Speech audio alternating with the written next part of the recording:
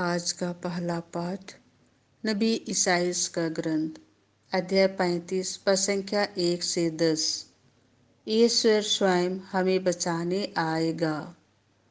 मरुस्थल और निर्जल प्रदेश आनंद मनाए। उजाड़ भूमि हर्षित होकर फले फूले, वह कुमुदनी की तरह खिल उठे। वह उल्लास और आनंद के गीत गाएं। उसे लिबानोन का गौरव दिया गया है, कारमेल तथा शारोन की शोभा। लोग प्रभु की महिमा तथा हमारे ईश्वर के प्रताप के दर्शन करेंगे।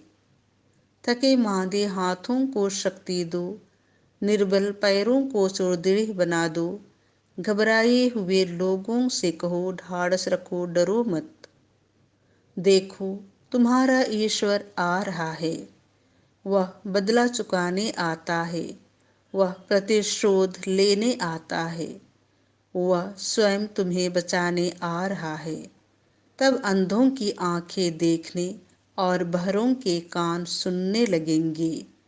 लंगड़ा हरिन की छलांग भरेगा और गूंगे की जीभ आनंद का गीत गाएगी। मरुस्थल में जल की धाराएं फूट निकलेंगी। रेतीली मैदानों में नदियां बह जाएंगी। सूखी भूमि झील बन जाएगी और प्यासी धरती में झरने निकलेंगे। जहां पहले सियारों की मान थी, वहां सरकंडे और बेंत उपजेंगे। वहां एक राजमार्ग बिछा दिया जाएगा जो पवित्र मार्ग कहलाएगा। कोई भी पापी उस पर नहीं चलेगा। यह सियोन के लौटने का मार्ग है। नास्तिक भूल कर भी उस पर पैर नहीं रखेंगे। वहां ना तो कोई सिंह विचरेगा और ना कोई सिंहक पशु मिलेगा, बल्कि जिनका उद्धार हो गया है, प्रभु ने जिन्हें मुक्त कर दिया है, वे ही उस पर चलेंगे। वे गाते बजाते हुए सियोन लौटेंगे। वे चिरस्थायी सुख शांति लेकर आएंगे। वे आनंद और उल्लास के साथ लौटेंगे। दुख और विलाप का अंत हो जाएगा। यह प्रभु की वाणी है। संत लुकस के अनुसार पवित्र सुसमाचार अध्याय 5 पद संख्या 17 से 26। आज हमने अद्भुत कार्य देखे हैं। यीशु किसी दिन शिक्षा दे रहे थे। फरीसी और शास्त्री पास ही बैठे हुए थे। वे गलीलिया तथा यहूदिया के हर एक गांव से और यरूशलेम से भी आए थे। प्रभु की शक्ति से प्रेरित होकर यीशु लोगों को चंगा करते थे। उसी समय कुछ लोग खाट पर पड़े हुए एक अर्धंग रोगी को ले आए। वे उसे अंदर ले जाकर यीशु के सामने रख देना चाहते थे।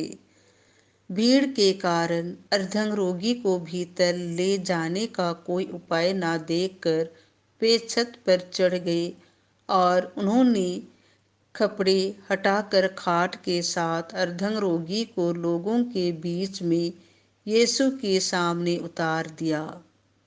उनका विश्वास देखकर यीशु ने कहा, भाई, तुम्हारे पाप क्षमा हो गए हैं।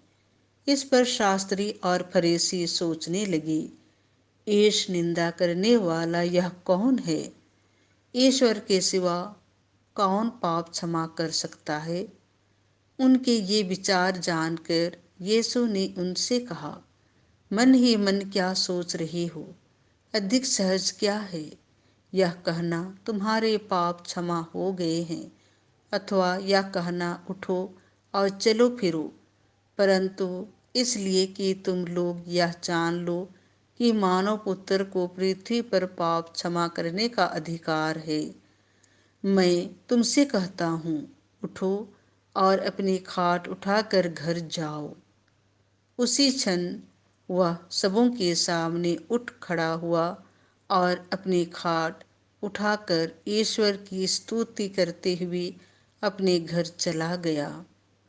सबके सब विस्मित होकर ईश्वर की स्तुति करने लगे। उन पर भय छा गया और वे कहने लगे, आज हमने अद्भुत कार्य देखे हैं। यह प्रभु का सुसमाचार है।